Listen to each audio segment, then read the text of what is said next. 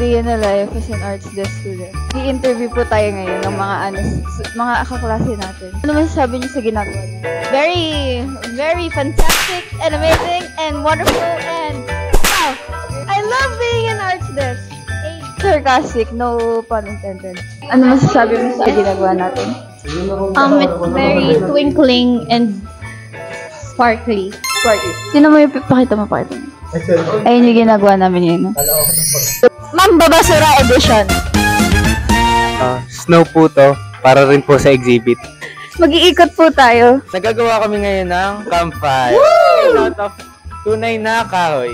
So, we are going to the Mabini building. Tara. Hi, Rosel! Hello po. Ano ginagawa niyo ngayon? Natulong na po ako sa paglalagay ng grass. I'm a star! This is the Belen that we are talking about. Ang dami pang gagawin. Ang dami pang eme-eme. Emek. Okay lang. Ito yung cameraman ko. Ano masasabi mo, Kyle?